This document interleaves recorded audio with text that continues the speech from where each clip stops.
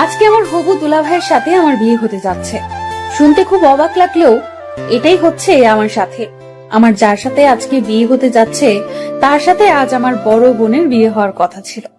আমার বড় বোনের নাম ইরা। ইরা আপু আমার আপন চাচাতো বোন। আমাদের চাচাদের মধ্যে আমি আর ইরা আপু সবার বড় এবং বিবাহযোগ্য।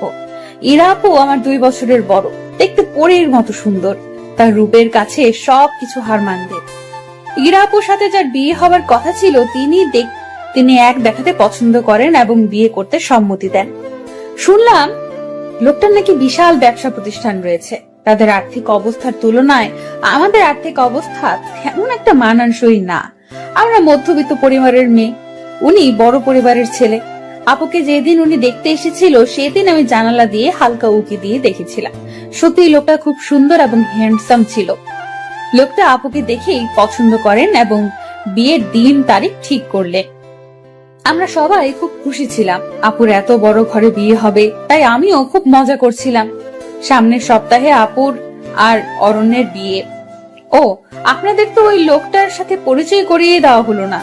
ওনার নাম অরণ্য, বয়স 25, বাবার বড় ব্যবসা প্রতিষ্ঠান আছে, সেটাই দেখাশোনা করেন। শুনেছিলাম ঢাকায় ওনাদের অনেকগুলো বাড়ি আছে আর টাকা পয়সার নাকি কোনো অভাব নেই। যেহেতু সামনের সপ্তাহে ইরা আপুর সাথে অরণ্যের বিয়ে, তাই আমি আগে থেকেই ঠিক করে রেখেছিলাম হলুদে কি পরবো, বিয়েতে কি পরবো, বউ ভাতে কি পরবো। চিন্তা করেছিলাম আপুর বিয়েতে অনেক মজা করব, কিন্তু কত প্ল্যান করেছিলাম, সব প্ল্যান বিয়ের দিন মাটি হয়ে গেছে। কারণ সকালবেলায় কাকি এসে বলল, কি গো ইরার মা, ইরাকে তো কোথাও খুঁজে পাচ্ছি না। বড় কাকের কথা শুনে আমরা সবাই স্তব্ধ হয়ে গেলাম। আর কিছুক্ষণ পর পাত্রপক্ষ আসবে, আর এখন ইরা আপুকে খুঁজে পাওয়া যাচ্ছে না। ইরা আপু কোথায় গেল কেউ বুঝে উঠতে পারেনি। কারণ ইরা আপুর সাথে কারো কোনো সম্পর্ক আছে বলে মনে হয় না। থাকলে অবশ্যই কেউ না কেউ জানতো। তবে আপু কোথায় গেল এই প্রশ্ন সবার মনে বিদ্ধ করতে লাগলো। ইরা আপুকে সারা বাড়ি খোঁজা হলো, কিন্তু তার কোনো হুদিস মিলল না। সবাই ভাবছে ইরা আপুর হয়তো প্রেমিক ছিল, তার হাত ধরে পালিয়েছে। কিন্তু এই কথা জানাজানি হলে মান সম্মান আর থাকবে না, তাই কি করবে সবাই ভেবে উঠতে পারছিল না।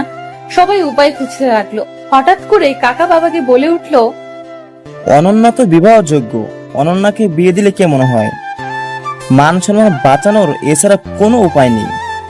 যেহেতু পাত্র যোগ্য ছিল, আর তাছাড়া আমি দেখতে এতটা সুন্দর না এবং আমার মতো দেখতে খারাপ মেয়ের জন্য এর থেকে ভালো পাত্র পাওয়া অসম্ভব, তাই আমার বাবা কাকার প্রস্তাবে রাজি হয়ে গেল। বাবার এমন অন্যায় সম্মতি দেখে আমার মাথায় যেন আকাশ ভেঙে পড়লো। কারণ আমি আর ইরা আপুর রাত দিন পার্থক্য। আমি দেখতে অতটা সুন্দর না, তারা মেনে নেবে বলে মনে হয় না। কিন্তু বাবা আর চাচার প্রচন্ড চাপে ইরা আপুর যাওয়ায় আমাকে কোণে সেজে বসতে হয় বিয়ের পিড়িতে। লাল টুকটুকে শাড়ি, ভারী গহনা পরে আমি কোণে সেজে বসে আছি। কিছুক্ষণের মধ্যে বরপক্ষ চলে আসবে। জানি না তারা এসে কি করবে, কি হবে এর পরিণতি। এসব কথা ভাবতেই নিজের ভেতর অসহ্য যন্ত্রণা হতে লাগলো। কিছুতেই ভাবতে পারছিলাম না, মাথা ঘুরতে লাগলো। তবু কোনো মতে নিজেকে সামলে স্থির হয়ে বসে পড়লাম। হঠাৎ কানে বাজতে লাগলো, বর এসেছে বর এসেছে বলে চিৎকার করতে লাগলো। বরকে বারণ করা হলো। পাত্রপক্ষের সবাই কোণে দেখার জন্য রুমে প্রবেশ করলো। পাত্রপক্ষ আমাকে দেখে কোণে পাল্টানো হয়েছে বলে পরিচয় শুরু করলো। কিন্তু আমার বাবা আর কাকা বলল কোণে ঠিক আছে। পাত্রপক্ষকে চাপ দিল বিয়ে করার জন্য, না হয় ঝামেলা হবে। পাত্রপক্ষ চাপে পড়ে আমাকে বিয়ে করিয়ে নিতে রাজি হলো। নানান ঝামেলার পর অবশেষে আমাদের বিয়েটা সম্পূর্ণ হলো। আজকে ইরা আপুর জায়গায় অরণ্যের বউ হলো অনন্যা। জানি না তাদের মনে আমার জন্য ক্ষোভ জন্মে আছে কিনা। জন্মালে বা কি করার আছে আমার? যা হবার তা তো হয়েছে। আমি তো চাইনি এমন কিছু হোক। আমারও তো অরণ্য ভাইয়ার প্রতি খুব খারাপ লাগছে, কারণ সে আসছে পরি বিয়ে করতে, আর বিয়ে করতে হলো শেওড়া গাছের পেতনি। নিজের জন্য খারাপ লাগছে, কারণ আমি চাইনি আমার বিয়েটা এমন জোরপূর্বক হোক। দেখতে খারাপ হলেও কখনো এটা নিয়ে আফসোস করিনি, কারণ নিজেকে সব দিক দিয়ে পারফেক্ট করে তোলার আপ্রাণ চেষ্টা করেছি। আর এই বিয়ে নিয়ে 8-10টা মেয়ের মতো আমারও অনেক স্বপ্ন ছিল, আর আজকে চোখের সামনে আমার সব স্বপ্নগুলো ভেঙে গেল। নিজের অজান্তেই বুকের ভেতরটা হু হু করে উঠলো। আর চোখ দিয়ে বৃষ্টি নামতে লাগলো। অপর পাশে সবাই বলতে লাগলো ইরা অনন্যার ভাগ্য খুলে দিয়ে গিয়েছে, তা না হলে অনন্যা এমন ছেলে কখনো বিয়ে করতে পারতো নাকি। এই কথাগুলো শুনে আমার মনটা আরো খারাপ হয়ে গেল। ভাগ্যের কাছে এভাবে হেরে যাব ভাবতেই পারিনি। অবশেষে বিয়ে সম্পূর্ণ হলো। এখন কোণে বিদায় দেওয়ার পালা। আমার বাবা আমাকে অরণ্যের হাতে তুলে দিল। আমাকে অরণ্যের হাতে তুলে দেওয়ার সময় তার মুখের দিকে তাকানো সাহস পেলাম না।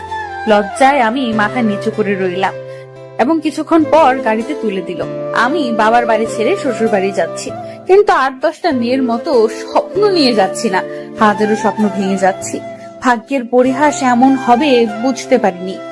অবশেষে ব্যস্ত শহরের পথ পাড়িয়ে আমি শ্বশুর বাড়ি পৌঁছালাম। শ্বশুর বাড়ির বাকি সবাই আমাকে দেখে কানাকানি করতে লাগলো। কি সর্বনাশ করেছে অরণ্য! এক তো মধ্যবিত্ত ঘরে বিয়ে করেছে, তার মধ্যে মেয়ে হলো অসুন্দর। মেয়ে দেখার সময় সবার চোখ কপালে ছিল নাকি এই মেয়েকে অরণ্যের সাথে মানায় না? এমন সর্বনাশ অরণ্য নিজ হাতে কেন করলো? এসব শুনে মনটা আরো ভাঙতে লাগলো। কোন রকম সবাই তুলে আমাকে ঘরে নিল। খেয়াল করলাম ঘরটা ভীষণ সাজানো গোছানো, চারদিকে ফুলের সুবাস ছড়াচ্ছে। আজ এই ঘরে ইরাপুর আসার কথা ছিল। ভাগ্যের লীলা খেলায় আমি আসলাম। ঘরের নিভু নিভু আলোতে চুপ করে বসে রইলাম। হয়তো এই সময় অন্য মেয়েরা বসে থাকে স্বামীর অপেক্ষায়, আর আমি বসে আছি এক অনিশ্চিত ভবিষ্যতের অপেক্ষায়। হঠাৎ খেয়াল করলাম অরণ্য ঘরে ঢুকেছে। ওনাকে দেখে আমার পুরো শরীর ভয়ে কাঁপতে লাগলো। জানি না কি কথার সম্মুখীন হতে হবে আমাকে। এইসব ভেবে ভয় কুকড়ে যেতে লাগলাম। খেয়াল করলাম উনি আমার দিকে তাকিয়ে আছে। হঠাৎ করে লক্ষ্য করলাম আমার শরীর ভীষণ কাঁপছে। উপরে তাকালাম, মনে হলো ফ্যান আমার উপরে পড়ে যাবে। সবকিছু উল্টাপাল্টা লাগছে। আমার এখন কি করা উচিত বুঝতে পারছি না। কিছুক্ষণ পর চোখ বন্ধ করে ধপাস করে শুয়ে পড়লাম। আস্তে আস্তে শরীর নিস্তেজ হয়ে কাঁপতে লাগলো, কষ্ট হতে লাগলো খুব। হঠাৎ খেয়াল করলাম কেউ আমার হাত ধরেছে। হাত ধরে চোখে মুখে পানির ঝাপটা দিচ্ছে, কিন্তু চোখ খোলার মতো শক্তি আমি পাইনি। এবার মনে হয় কেউ আমার প্রেসার মাপছে, কিন্তু চোখ খোলার মতো শক্তি আমি পাইনি। আস্তে আস্তে আরো নিস্তেজ হতে লাগলাম। অনুভব করলাম আমার পাশে এখন কেউ নেই। নিজেকে খুব অসহায় মনে হলো। কিছুক্ষণ পর খেয়াল করলাম কেউ আমার মুখে কিছু একটা দিয়ে বলতেছে, এই যে আপনি এটা খেয়ে নিন, আপনার প্রেসার খুব নেমে গিয়েছে, একটু কষ্ট করে খান, হা করুন। কথাগুলো শোনার পর হা করার মতো শক্তি পাচ্ছি না। কোনোভাবে নিজের মধ্যে শক্তি সঞ্চার করে হা করলাম। খেয়াল করলাম মুখে পানি দিছে, পানিটা মিষ্টি। বুঝতে আর বাকি রইল না চিনির পানি। তাই নিজের মধ্যে শক্তি জুগিয়ে পানিটা খেলাম। খাওয়ার পর একটু ঝিম ধরে শুয়ে রইলাম। এবার শরীরে কিছুটা শক্তি পাচ্ছি, চোখটা খোলার মতো। চোখ খুলে লক্ষ্য করে দেখলাম অরণ্য আমার পাশে বসে আছে কিছু খাবার নিয়ে। একটু তাড়াহুড়ো করে বসতে নিলাম। উনি আমাকে বললেন, ওনার কথা শুনে মনে মনে বললাম, সকাল থেকে আমার উপর দিয়ে যা গেছে এরপর গলা দিয়ে খাবার নামে নাকি? তবে আমি অনেক খেতে পারা একটা মেয়ে, সারাদিন কিছু না কিছু খেতাম। সত্যি বলতে এই মুহূর্তে আমার পেটে প্রচুর ক্ষুধা লেগেছে, তাই সামনে পোলাও রোস্ট দেখে লোভ সামলাতে পারলাম না। সামনে পেয়ে খেতে লাগলাম। হঠাৎ করে খাবার গলায় ভাত দিল। উনি আমার সামনে একটা গ্লাসে পানি ধরলো। আমি পানিটা নিয়ে এক নিঃশ্বাসে খেয়ে ফেললাম। উনি আমাকে কি ভাবছে সেটা আমার দেখার প্রয়োজন মনে করছি না। আমি আমার আপন মনে খেতে লাগলাম। খাবার শেষ করে আমি রিল্যাক্স মুডে শুয়ে পড়লাম, আর উনি খাবার প্লেটটা টেবিলের উপর রাখতে গেল। যাক, লোকটাকে ততটা খারাপ ভাবছি ততটা খারাপ না, এটা ভেবে মনটা শান্ত হলো। কিন্তু হুট করে উনি বললেন, আপনি কি ঘুমিয়ে পড়েছেন? না ঘুমালে আপনার সাথে একটু কথা ছিল। আমি নড়ে চড়ে বসলাম। না, আমি ঘুমাইনি। কেন, কি বলবেন বলুন? উনি এবার গম্ভীর গলায় বললেন, সত্যি বলতে সবার চাপে পড়ে আমি আপনাকে বিয়ে করেছি। আমি আপনার বোন ইরাকে প্রথম দেখাতে ভালোবেসে ফেলেছি। সেই জায়গায় আপনাকে কেন জানি না, চাইলেও মানতে পারছি না। আপনাকে আমি আঘাত দিয়ে কথাটা বলতে চাইনি। আমি সোজা সাপটা ছেলে, যা বলি সরাসরি। না মানারও একটা কারণ আছে। আশা করি আপনি যথেষ্ট বুদ্ধিমতী আর সে কারণটা বুঝতে পেরেছেন। ওনার কথাগুলো শুনে কেন জানি তেমন কোনো খারাপ লাগলো না। কারণটা আর কি হবে? কারণটা হলো আপু সুন্দর, আমি অসুন্দর। আমি তো আগেই বুঝেছিলাম আমার বিয়েটা 8-10টা মেয়ের মতো হয়নি, তাই ওনাকে জবাব দিলাম, আপনাকে জোর করে আমাকে মানতে হবে না। আমি নিজেও চাইনি আমার এইভাবে বিয়ে হোক। বিয়ের দিন ইরা আপুকে কোথাও খুঁজে পাওয়া যাচ্ছিল না, কোথায় গেল কেউ বলতে পারলো না। আর আপুর কোনো রিলেশন ছিল এটা কারো জানা ছিল না। এই সময় কি করবে কেউ বুঝে উঠতে পারেনি। আর ওই বাড়িতে আমি ছাড়া বিবাহযোগ্য আর কোনো মেয়ে ছিল না, তাই সবার জোরাজোরিতে আমি রাজি না হয়ে পারলাম না।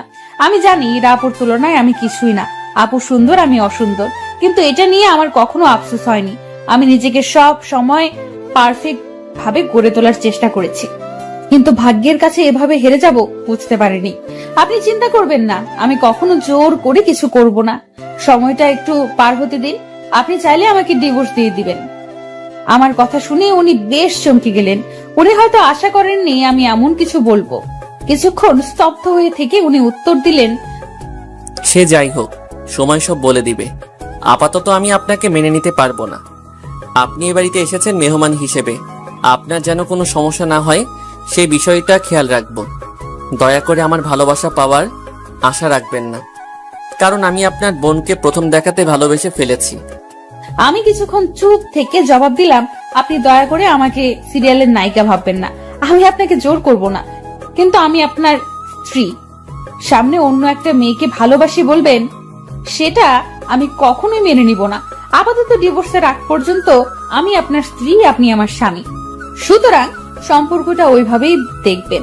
আর আমার সামনে অন্য মেয়েকে ভালোবাসি বলার আগে 10 বার ভেবে নেবেন, কারণ আমি দেখতে অসুন্দর হলেও নিজেকে কখনো ছোট করে দেখি না, কখনো দেখবো না। দয়া করে আমাকে অবলা নারী ভেবে যা ইচ্ছা তাই বলে যাবেন না। দোষটা তো আমার ছিল না, আমি তো আপনাকে জোর করে বিয়ে করতে চাইনি। ভাগ্য এভাবে সব ওলট পালট করে দিয়েছে, কিন্তু ভাগ্যের দোহাই দিয়ে নিজের জীবন বরবাদ করার মতো মেয়ে আমি নই। এবার আমি ওনার দিকে খেয়াল করে দেখলাম উনি মুখটা বেশ চুপসে গেছে। গেলেই বাকি, আমি কেন ওনার এসব কথা শুনে নিজেকে ছোট করব? আর এটা বাংলা সিনেমা না, আর আমি নায়িকা সাবানা না। সুতরাং যতদিন আমি অরণ্যের বউ হিসাবে আছি, আমি আমার অধিকার আদায় করে নিব, তবে সেটা জোর করে নয়, ভালোবাসা দিয়ে। উনি আমার কথা শুনে বেশ কিছুক্ষণ চুপ করে থেকে জবাব দিলেন, আমার মন যা চায় আমি তাই বলবো। আপনি না করার কে? আপনাকে সেই অধিকার দেইনি আমি। নিজের অধিকারের বাইরে কথা বলবেন না। দেখে তো মনে হচ্ছে ছেলে ফাঁসানোর ব্যাপারে খুব চালু। ওনার কথাটা শুনে মাথায় রাগ উঠে গেল, তবুও নিজেকে শান্ত করে জবাব দিলাম, আপনাকে আমার চরিত্রের সার্টিফিকেট দিতে বলেছি? আমার ব্যাপারে মন্তব্য করার অধিকার দিয়েছি নাকি? আপনি যেমন আমাকে বলছেন আমিও আপনাকে বলবো। আর হ্যাঁ, এটাকে বলে লেভেল। আর হ্যাঁ, আপনি যেমন আমাকে তেমনই হতে হবে। দেখেন, আপনি কিন্তু বেশি বকবক করছেন। আপনাকে দেখে তো প্রথম ভাবলাম কথাই বলতে জানেন না, এখন তো দেখছি আপনার মুখ দিয়ে কথার ফুলঝড়ি ফুটেছে। আমার সাথে লাগতে আসবেন না। আমিও এবার শান্ত হয়ে জবাব দিলাম, বকবক আপনি শুরু করেছেন। দেখতে অসুন্দর বলে কি ভেবেছেন অবলা নারী? সিরিয়ালের মতন আপনাকে উপরে শুইতে দিবে আর আমি নিচে শুয়ে পড়বো? তা হবে না মশাই, আমার পাশে এসে ঘুমান। আপনি তো বেশ ডেঞ্জারাস মেয়ে, আপনার পাশে আমি ঘুমাবো কেন? আমি ব্রুটা বেশ কুচকে বললাম, তাহলে কোথায় ঘুমাবেন? জবাবে উনি বললেন, পাশের রুমে ঘুমাবো।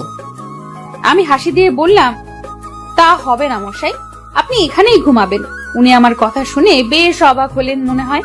কিছুক্ষণ চুপ থেকে রাগ রাগ ভাব নিয়ে আমাকে বললেন, আপনি কিন্তু বেশি বাড়াবাড়ি করছেন। সে যাই করি আমি ঘুমালাম, তবে রুম ছেড়ে ঘুমানো যাবে না। রুম ছেড়ে ঘুমালে আমি কিন্তু আপনার সাথে চলে আসব। উনি বেশ চমকিত পুলকিত হয়ে আমাকে বলল, আপনি তো বেশ নাছোড়বান্দা। ওকে, রুম ছেড়ে যাব না, আমি নিচে ঘুমাচ্ছি। এবার আমায় একটু রেহাই দিন। আমি মুচকি হেসে জবাব দিলাম, ওকে ভূত মশাই। উনি ব্রুটা কুচকে বলল, ভূত মশাইটা কে আবার? আমি হাসতে হাসতে বললাম, কেন আপনি? উনি অবাক হয়ে বলল, এর মধ্যে আপনি আমার নাম ঠিক করে ফেলছেন? হ্যাঁ করেছি। উনি বিরক্ত হয়ে জবাব দিলেন, আপনি সত্যি পাগল একটা মেয়ে, সেটা কি আপনি জানেন? আমি হেসে তাকে জবাব দিলাম, সেটা নতুন করে বলার কিছু নেই। আমি একটু নাছর বান্দা, সবাই জানে। আপনি ঘুমান। আর হ্যাঁ, ধন্যবাদ এত কিছু খাওয়াবার জন্য। সবগুলো খাবার আমার প্রিয় ছিল। শুধু চিনির পানি ছাড়া। উনি কিছুটা চুপ হয়ে বলল, দোহাই লাগে, এবার চুপ হন, আমাকে ঘুমাতে দিন। আমি হাত দিয়ে মুখ চেপে ইশারা দিলাম ঘুমান। এরপর উনি ঘুমিয়ে পড়লেন।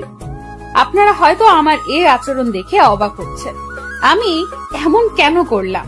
সত্যি বলতে আমি ছোটবেলা থেকেই এমন নাছর বান্দা আর পাগলাটে। পাগলামির ভাবগুলো এত বড় হওয়ার পরেও যায়নি, তাই পাগলামির সুযোগ পেলেই করে ফেলি। এই যে অরণ্যের সাথে সবে মাত্র শুরু করেছি, এরপর যে কত কি হবে তা আস্তে আস্তে জানতে পারবেন।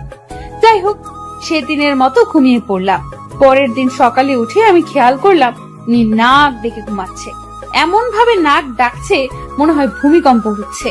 আমি কি করব বুঝতে না পেরে এক গ্লাস পানি নিয়ে ওনার নাক বরাবর ঠেলে দিলাম। ভূতমশাই খপ করে উঠে বসে বলতে শুরু করলেন, কি হলো, আপনি এভাবে গায়ে পানি দিলেন কেন? মাথার সব তার ছিঁড়ে গেছে নাকি আপনার? আমি এবার হাসতে হাসতে বললাম, মাথা আমার ঠিক আছে। এমন ভাবে নাক ডাকছেন মনে হয় 7 মাত্রায় ভূমিকম্প হচ্ছে। লক্ষ্য করলাম উনি বেশ রেগে আছে আমার কথা শুনে। কিছুক্ষণ দম ধরে বসে থেকে আমাকে বললেন, দেখেন, এসব মজা আমার একদম পছন্দ না, আর এমন করবেন না। কালকের থেকে একের পর এক করে আমাকে জ্বালাচ্ছেন। শেষমেশ আমি কোন পাগলের পাল্লায় পড়লাম? আল্লাহ, আমায় রেহাই দাও। আমি ব্রুটা কুচকে বললাম, হয়েছে হয়েছে, এত কষ্ট পেতে হবে না। আমি এখনো আপনাকে কিছুই করিনি, এতে হতাশ হওয়ার কিছুই হয়নি। এখন আমাকে সবার সাথে পরিচয় করিয়ে দিন, আমি তো বাসার কাউকে চিনি না। ভূতমশাই রাগী গলায় বললেন, কারোর সাথে পরিচিত হওয়ার দরকার নেই। বাসায় অনেক মেহমান, আপনার বাইরে যাওয়ার দরকার নেই, ঘরে বসে থাকুন। উনি আরো কিছু বলতে যাবে, ঠিক সেই সময় কে যেন দরজা নক করলো আর বলল, অরণ্য, দরজাটা খোলো, বউ নিয়ে নিচে আয়। সবাই বউ দেখার জন্য অপেক্ষা করতেছে। উনি আমার সাথে কোনো কথা না বাড়িয়ে ওই মহিলাকে জবাব দিলেন, ফ্রেশ হয়ে আসতেছি, তুমি যাও। আচ্ছা, গেলাম আমি। উনি উঠতে যাবে, ঠিক তখনই আমি ওনাকে বললাম, আচ্ছা আপনার বাসায় কে কে আছে বলুন না আমায়। এবার উনি রেগে গিয়ে বললেন, আপনার এত কিছু জানতে হবে না, অতিথি হয়ে আসছেন, সময় মতো চলে যাবেন। বাসায় কে আছে এটা জেনে আপনার কি হবে? ওনার কথাগুলো শুনলে গা জ্বলে যায়, কিন্তু আমিও নাছর বান্দা, যতক্ষণ না বলবে আমি ওনাকে উঠতে দিব না। এরপর আমি বললাম, আপনি না বললে আপনাকে উঠতে দিব না, আগে বলেন কে কে আছে। বলবো না কে কে আছে? কি করবেন আপনি? আপনি একরোখা হলেও আমি আপনার চাইতে বেশি একরোখা। আমি কিছুই বলবো না। আমি গলা একটা কাশি দিয়ে বললাম, বলতে হবে না, যান ওয়াশরুমে যান। উনি আমার হার মানা দেখে বেশ খুশি হলো, কিন্তু যখন ওয়াশরুমে যেতে লাগলো আমি পাটা বাড়িয়ে দিলাম। আমার পায়ে ওনার পা লেগে হোঁচট খেয়ে পড়ে গেলেন। তখন তিনি বললেন, আপনি ইচ্ছে করে এমন করেছেন? ইচ্ছে করে এমন করেছেন কেন বলেন? আমি মুচকি এসে বললাম, কোথায়, আমি কিছু করিনি। আপনি বলেননি তাই শাস্তি পাচ্ছেন। যদি এবারও না বলেন তাহলে আপনার জন্য আরো অনেক কিছু অপেক্ষা করছে। এবার ভেবে দেখুন কি করবেন। উনি বেশ ভালো করেই বুঝতে পারলেন আমি আসলে একটা নাছর বান্দা, তাই আরো কিছু ঘটার আগেই বললেন, আমার পরিবারে বাবা, মা, আমি আর আমার বড় বোন আছে। বাবা বিদেশে থাকে সব সময়, আর মা দেশে থাকে, প্রায় সময় অসুস্থ থাকেন। আর বড় বোন স্বামী নিয়ে লন্ডন থাকেন। একটু আগে যে মেয়েটা ডেকে গেলেন উনি আমার বড় বোন। আর আমার বাবা আমার বিয়েতে আসেনি, উনি সব সময় ব্যস্ত থাকেন। আচ্ছা আচ্ছা, তাহলে আপনার বাসায় রান্না করেন কে? উনি রাগ করে বললেন, এটাও কি আপনার জানতে হবে? আমি এবার ভাব মাখা মুখ নিয়ে বললাম, হ্যাঁ ভূতমশাই। উনি মুখটা বাঁকিয়ে উত্তর দিলেন, বাবুর্চি রান্না করে। এবার আমাকে ওয়াশরুমে যেতে দিন। আপনিও রেডি হন, বাসার সবাই নিচে অপেক্ষা করছে। পারলে একটু ভালো করে সেজে যাবেন, না হয় মান সম্মান আর থাকবে না। বিয়ে তো করেছেন ফাঁসিয়ে, সেটা তো আর কেউ বুঝবে না। সুতরাং একটু গুছিয়ে যাবেন নিচে, পরে সময় আর সুযোগ মতো আলাদা হয়ে যাব আমরা। আশা করি বুঝতে পারছেন। কথাটা শুনে বুকের ভেতরে কাঁপতে লাগলো। যতই হোক উনি এখন আমার স্বামী, কোনো মেয়ে চাইবে না যে তার ডিভোর্স হোক।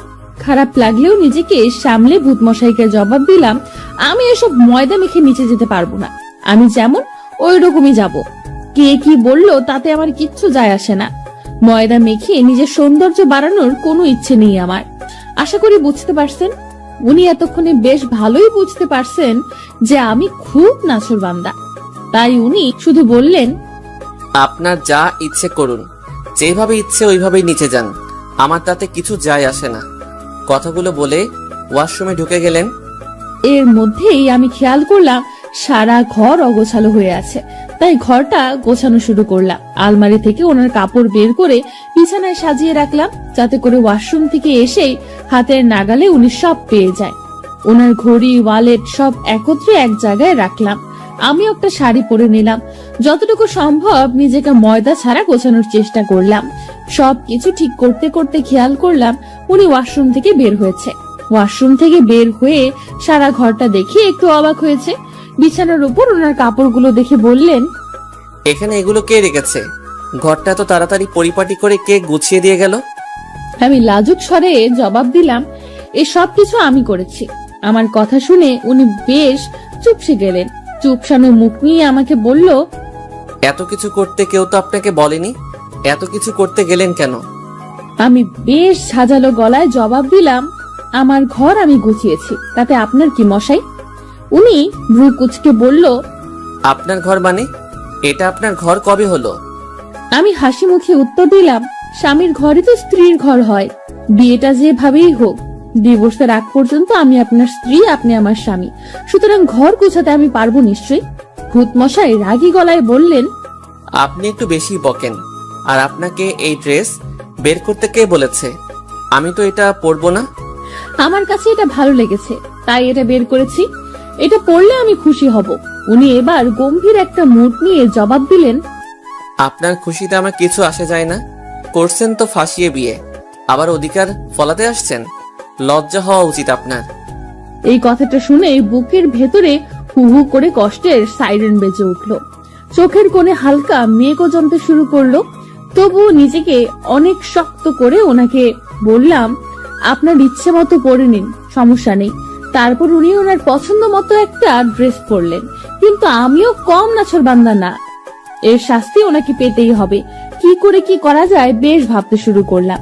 ভাবতে ভাবতে একটা চিন্তার আকাশে হাবুডুবু খেতে লাগলাম। হঠাৎ করে ভূত মশাইয়ের তুরির শব্দে চিন্তার ঘোর কাটলো। ভূত মশাই তুরি বাজাতে বাজাতে বললেন, এই যে আপনি উপরে তাকিয়ে কি দেখছেন? না তেমন কিছু না, কি হয়েছে বলুন। আপনি আর কোনোদিন আমার অনুমতি ছাড়া আমার আলমারিতে হাত দিবেন না, বুঝছেন? আমি কথাটা শুনে বেশ হেসে লুটিপুটি খাচ্ছিলাম। লুটিপুটি খেয়ে তুরি বাজাতে বাজাতে বললাম, ও হ্যালো, আলমারিতে হাত দিতে অনুমতি লাগে নাকি? আমাকে জ্ঞান দিতে আসবেন না, আমি অন্যায় কিছু করিনি। উনি বেশ বিরক্ত হয়ে আমাকে বললেন, আপনি সত্যি পাগল একটা মেয়ে। আপনার মাথার তার সব ঢিলা। আমি আবার হাসতে হাসতে বললাম, ভূত মশাই একটু ভুল বলে ফেলেছেন। উনি ওনার বিরক্তি মাখা মুখ নিয়ে প্রশ্ন করলেন, কি ভুল শুনি? আমি হাসি দিয়ে বললাম, আমার মাথার তার ঢিলা না। তো আপনার মাথার তার কি? আমার মাথার তার তো সব ছিঁড়া। এবার খেয়াল করলাম ওনার মুখে বিরক্তির মাত্রা বেশ বৃদ্ধি পেয়েছে। বিরক্তি মাখা মুখ নিয়ে বললেন, দোহাই লাগে, এবার চুপ করুন। আপনার বকবক থামান, এবার নিচে চলুন, আমাকে মুক্তি দিন। আমি আমার শাড়ির আঁচল নাড়াতে নাড়াতে বললাম, চলুন। এরপর দুজনে নিচে গেলাম। নিচে যাওয়ার পর খেয়াল করলাম সবাই আমার দিকে কেমন ভাবে তাকাচ্ছে, আর আমাকে দেখে বলছে, অরণ্যের কপালে চোখ ছিল নাকি? এমন একটা মেয়ে কেউ বিয়ে করে আনে নাকি? তার উপর মেয়ের পরিবার বেশি ধনী না। কি দেখে অরণ্য এই মেয়েকে বিয়ে করলো আল্লাহ জানে। একের পর এক সবাই এসব কথা শুনে আমার মনটা ভীষণ খারাপ হতে লাগলো। সবাই শুধু আমার বাহ্যিক সৌন্দর্য নিয়ে সমালোচনা করছে, আমার ভেতরটা বোঝার চেষ্টা করলো না। ভেতরের মানুষটা কেমন আমি সেটা কেউ জানার প্রয়োজন মনে করলো না। হুট করে খেয়াল করলাম আমার শাশুড়ি মা এসেছেন। সবাই শাশুড়ি মাকে দেখে চুপ হয়ে গেল। শাশুড়ি মা এসে আমাকে দেখে বলল, তোমার নাম কি মা? আমি চট করে ওনাকে সালাম করে বললাম, আমার নাম অনন্যা। উনি হাসি দিয়ে বললেন, বাহ, খুব সুন্দর নাম। আমি মাকে বললাম, মা আপনি এদিকে এসে বসেন। মা, আপনি অসুস্থ শরীর নিয়ে কষ্ট করে এখানে আসলেন কেন? ডাক্তার আপনাকে বেড রেস্ট দিয়েছে, এই শরীর নিয়ে এখানে আসার কি দরকার ছিল? আপনি বললে আমি আপনার রুমে চলে যেতাম। আমি আপনার রুমটা চিনলে সকালে উঠে আমি আপনার রুমে চলে যেতাম, কিন্তু আপনার রুমটা চিনি না। তাছাড়া এই বাড়িতে আমি নতুন, তাই চিনতে পারিনি। চিনলে আমি চলে যেতাম।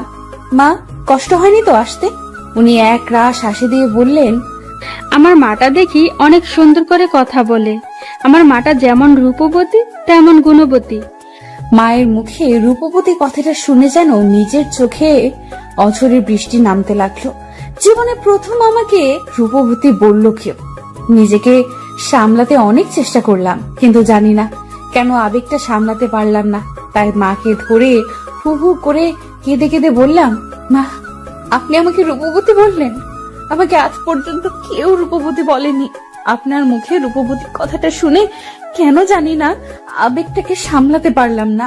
শাশুড়ি মা আমার মাথায় হাত বুলিয়ে দিয়ে বললেন, সবাই তোমার বাহিরের রূপটা দেখেছে, কিন্তু ভিতরের রূপটা কেউ দেখেনি। তোমার ভিতরের রূপটা যদি কেউ দেখতো তাহলে সবাই তোমাকে রূপবতী বলতো। আমি যে তোমার ভিতরের রূপটা উপলব্ধি করতে পেরেছি, যার কারণে তুমি আমার কাছে সবচেয়ে রূপবতী। আমি আমার মেয়ের মুখে সব শুনেছি বিয়ের ব্যাপারে। শোনো মা, আমার ছেলে তোমার কপালে ছিল, তাই তোমার সাথে বিয়ে হয়েছে। আমার ছেলের ভাগ্যে তুমি ছিলে। কে কি বললো কান দিবে না, কারণ মানুষ যাই বলুক নিজের কাছে যেটা সঠিক মনে হবে সেটাই করবে। মানুষের কাজও বলা। মনে রাখবে, যখন তোমাকে নিয়ে কেউ নেতিবাচক মন্তব্য করবে ভেবে নিবে সে তোমার জয়ে ঈর্ষান্বিত। তাই তোমার মুখে তার মন কাতর হয়েছে বলেই তোমার নামে সে নেতিবাচক মন্তব্য করেছে। জীবন চলার পথে অনেক বাধা আসবে, লক্ষ্য স্থির রেখে সামনে এগিয়ে যেতে হবে। মানুষের কথায় কান দিয়ে নিজের লক্ষ্য থেকে বিচ্যুতি হবে না। মায়ের কথাগুলো শুনে মনে আরো ভরসা পেলাম। মাকে জড়িয়ে ধরে আবেগে আরো কাঁদতে শুরু করলাম। মা আমার মাথায় হাত বুলিয়ে বললেন, পাগলিটা কাঁদছে কেন? শোনো মা, আজকে রাতের পর থেকে বাড়িটা ফাঁকা হয়ে যাবে। নীলাও চলে যাবে রাতের ফ্লাইটে লন্ডনে। বাড়িতে আমি, তুমি, অরণ্য ছাড়া কেউ থাকবে না। প্রতিদিন বাবুর্চির রান্না খেতে খেতে বিরক্ত হয়ে গিয়েছি। আমি জানি আমি এবার চিন্তামুক্ত, কারণ আমাকে আর বাবুর্চির রান্না খেতে হবে না। আমার বৌমা আমাকে সব রান্না করে খাওয়াবে। কিরে মা, খাওয়াবি না? আমি চোখে পানি মুছতে মুছতে বললাম, কেন পারবো না? এত ছোট একটা আবদার পালন করতে পারবো না মেয়ে হয়ে? তাহলে আমি তোমার কেমন মেয়ে? চিন্তা করো না, আমি সব গুছিয়ে নিব। আমাকে শুধু বুঝিয়ে দিও আর দোয়া করো। উনি হাসতে হাসতে বললেন, সে তো অবশ্যই। চারপাশে এ সময় বেশ নিস্তব্ধতা বিরাজ করছে। সবাই চুপ হয়ে গেছে। খেয়াল করলাম আমার ভূত মশাই আমার দিকে আলোর মতো চুপসানো মুখ নিয়ে হা করে তাকিয়ে আছে। আমিও এই সুযোগে নিজেকে একটু পাগলামি থেকে বিরক্ত রাখতে পারলাম না। সুযোগ বুঝে ভূত মশাইকে চোখ টিপুনি দিলাম। ভূত মশাই আমার চোখ টিপুনি দেখে একটু নড়ে চড়ে দাঁড়ালো। আমি ভূত মশাইয়ের দিকে মনোযোগ সহকারে মায়ের দিকে তাকিয়ে বললাম, মা, এবার ঘরে চলুন। বেশিক্ষণ এভাবে থাকা ঠিক হবে না। আপনি আমার সাথে ঘরে চলুন আর আমাকে আপনার ঘরটা চিনিয়ে দিন, যাতে করে পরে যেতে আমার অসুবিধা না হয়। মা হাসতে হাসতে বললেন, চল আমার সাথে চল। আমি মাকে নিয়ে ঘরে গেলাম। এবার মা আমার হাতটা ধরে বললেন, দেখো মা, অরণ্য বেশ সরল সোজা সাপটা স্বভাবের ছেলে। তুমি অরণ্যকে ভালো রেখো, তুমি তাকে কখনো কষ্ট দিও না। আমি মায়ের হাতটা চেপে ধরে বললাম, মা, বিয়েটা যেভাবেই হোক না কেন, আমি এখন অরণ্যের স্ত্রী। অরণ্যের ভালো মন্দের বিষয়টা আমি মাথায় রাখবো। আপনি শুধু আমার জন্য দোয়া করবেন। মা আবার আমার মাথায় হাত বুলিয়ে দিয়ে বললেন, দোয়া করি অনেক সুখী হও। মায়ের আদর মাখা স্পর্শ নিয়ে বের হলাম রুম থেকে। মায়ের রুম থেকে বের হয়ে দেখলাম ভূত মশাই এক জায়গায় স্থির হয়ে দাঁড়িয়ে আছে। এই সুযোগ আমার প্ল্যানটা কাজে লাগানোর। আমি একটু কোক মুখে নিয়ে ভূত মশাইয়ের কাছে গিয়ে জোরে হাসি দিলাম আর সব কোক ওনার গায়ে ফেললাম। উনি বেশ লাফিয়ে উঠে বললেন, আমি ভালো করে জানি আপনি ইচ্ছে করে এমন করেছেন। কেন করেছেন এমন? আপনি আমার সাথে এমন করেন কেন? মাকে তো দেখলাম খুব হাত করে ফেলছেন। ফাঁসানোর ব্যাপারে আপনি অনেক বড় ওস্তাদ। মাকেও ফাঁসিয়ে দিয়েছেন। সে আমি যা ইচ্ছে করি, আপনার কি? যান, ড্রেসটা চেঞ্জ করে আগের ড্রেসটা পরে আসেন, যেটা আমি পছন্দ করে দিয়েছি। আমার কথা শুনেননি তো, তাই এমন হলো। মাঝে মাঝে বউয়ের কথা শুনতে হয়, নয়তো এমন অনাকাঙ্ক্ষিত ঘটনা ঘটতে পারে। এই কথা শোনার পর ওনার আর বুঝতে বাকি রইল না আমি ইচ্ছে করে এমন করেছে। কিন্তু ওনার মুখে এখন তেমন রাগের ছাপ দেখতে পেলাম না। তবুও মুখটা একটু বেঁকিয়ে জবাব দিলেন, আপনার পছন্দের ড্রেসটা পরবো না, কারণ আপনাকে আমার ভালো লাগে না। ইরাকে প্রথম দেখায় ভালো লেগে গিয়েছিল, যে ভালো লাগাটা আপনার প্রতি চাইলেও আনতে পারছি না। আমি এবার হালকা করে ওনার কাছে গেলাম, কাছে গিয়ে বললাম, প্রথম দেখায় ভালো লাগার চেয়ে দেখতে দেখতে ভালো লাগাটা অনেক শ্রেয়। আপনি আমাকে দেখতে থাকুন। এই কথা বলে চোখ টিপুনি দিয়ে আবারও বললাম, এই ড্রেসটা পরলে ভালো লাগবে, পরবেন কিন্তু। পরবো না। এই কথা বলে তিনি তাড়াহুড়ো করে রুমে চলে গেলেন। কিছুক্ষণ পর খেয়াল করলাম উনি সিঁড়ি দিয়ে নিচে নামছে। আমি ওনাকে দেখে পুরো অবাক, কারণ আমি যে ড্রেস পরতে বলেছি সেই ড্রেসটা পরেছে। আমি তো ওনার দিক থেকে চোখ সরাতে পারছি না। হুট করে উনি আমার কাছে এসে বললেন, ভাববেন না আপনার কথা রাখতে পড়েছি। আমার ড্রেস আমি পরবো, যা ইচ্ছে তা পরবো। আমি এবার আর কোনো কিছু বললাম না, শুধু মুচকি একটু হাসি দিয়ে বললাম, আচ্ছা ঠিক আছে, কিছু ভাববো না। ছোটখাটো খুনসুটি দিয়ে সারাদিন পার করলাম। সন্ধ্যার দিকে একে একে সব মেহমান চলে গেল। নীলা আপু রাতের ফ্লাইটে লন্ডনে চলে গেলেন। যাওয়ার আগে শুধু বলে গেল, বিয়ে যেভাবেই হোক আমি যেন সবকিছু ম্যানেজ করে নেই। আমি আশ্বাস দিলাম সব ঠিক করে নিব। পরিবারের এমন সাপোর্ট পাবো আশা করিনি। সবাই আমার পাশে আছে এটা ভেবে মনে আরো ভরসা পেলাম। সারাদিন পার করে রাতে ঘুমাতে গিয়ে রুমে দেখি ভূতমশাই কি যেন কাজ করতেছে। আমি এক মগ কফি বানিয়ে তার দিকে এগিয়ে দিলাম। এই যে আপনার কফি। উনি আমার হাত থেকে কফি নিয়ে কফিতে এক চুমুক দিয়ে কিছুক্ষণ টেস্ট বোঝার চেষ্টা করলো মনে হয়। আর একটু পর আমাকে বললেন, কফিটা কে বানিয়েছে? আমি লজ্জা মাখা মুখে বললাম, কেন? কফিটা ভালো হয়েছে তাই। আমি লজ্জা মাখা মুখে বললাম, কফিটা আমি বানিয়েছি। উনি এবার মুখটাকে আলুর চপের মতো করে ফেললেন। ভুল ক্রমে উনি আমার প্রশংসা করে ফেলেছেন। এটা মনে হয় ওনার উচিত হয়নি, তাই মুখটাকে বাংলার 5 করে ফেললেন। এবার মনে হয় আমাকে একটু পচিয়ে উনি ওনার দায়িত্ব পালন করবেন। যা ভেবেছিলাম তাই করেছে। উনি ওনার মুখটাকে বাংলার 5 বানিয়ে আমার দিকে তাকিয়ে বললেন, এই জন্যই বলি টেস্টটা এত জঘন্য কেন। আমি ওনার কথায় ভ্রুক্ষেপ না করে একটু মুচকি হাসি দিয়ে চলে গেলাম। পরের দিন সকালে উঠে সব রান্না করলাম। রান্না করে মায়ের খাবার নিয়ে মায়ের রুমে চলে গেলাম। মা আমাকে দেখে হাসি মাখা মুখে বলে উঠল, কি রে মা, এখন এত খাবার নিয়ে আসলি কেন? এত খাবার কোথায় দেখলে তুমি? এগুলো সব খেতে হবে তোমাকে, নয়তো সুস্থ হবে না। আমার কাছে খাবার নিয়ে কোনো ফাঁকে দিতে পারবে না। খেতে না চাইলে মায়ের দিয়া জোর করে খাওয়াবো। উনি হাসতে হাসতে আমার মাথায় হাত দিয়ে বললেন, বুঝতে পেরেছি, আমার আর ফাঁকি দেওয়া যাবে না। তা দাও, খেয়ে নেই। আমি মাকে খাওয়াতে লাগলাম আর একের পর এক গল্প শুনতে লাগলাম। মনে হয় উনি অনেক দিন পর মন খুলে কথা বলছে। ঠিক এ সময় অরণ্য এসে বললেন, মায়ের রুমে আপনি এখন কি করছেন? মায়ের জন্য খাবার নিয়ে এসেছিলাম। আচ্ছা আপনি এখন যান, মায়ের সাথে আমার একটু কথা আছে। ঠিক তখনই পাশ থেকে মা বললেন, অনন্যা তো পর কেউ না, অনন্যার সামনে বল কি বলবি। না মা, আমি একা কথা বলতে চাই। আমি আর কিছু না বলে মায়ের পাশ থেকে উঠে চলে আসলাম। কিছুক্ষণ পর উনি কথা শেষ করে খাবার খেতে আসলেন। আমি খাবারগুলো খেতে দিলাম। খেয়াল করলাম গপ গপ করে খাবার খাচ্ছে। এরপর আমি বললাম, আরে মশাই আস্তে খান, সব শেষ হয়ে গেলে আবার রান্না করবো নাকি? মানে এগুলো কে রান্না করছে? লাজুক মুখে জবাব দিলাম, এগুলো সব আমি রান্না করেছি। এই জন্যই বলি এত জঘন্য কেন। কথাটা বলে উনি খেতে লাগলেন। আমি তখন বললাম, জঘন্য খাবার এভাবে খাচ্ছেন? ভালো খাবার হলে কিভাবে খেতেন? আমার কথাটা কানে তুললেন না মনে হয়, খেয়ে যাচ্ছে। এবার ওনাকে বললাম, এই যে শুনছেন? হ্যাঁ কি বলবেন বলুন। আমি একটু বাইরে যেতে চাই, কিছু জিনিস কিনতে হবে। রান্নার জন্য কিছু সবজি লাগবে। আমি গেলে মন মতো কিনে আনতে পারতাম। আপনি গেলে যান, কিন্তু কি দিয়ে যাবেন? আমি গাড়িটা নিয়ে যাব।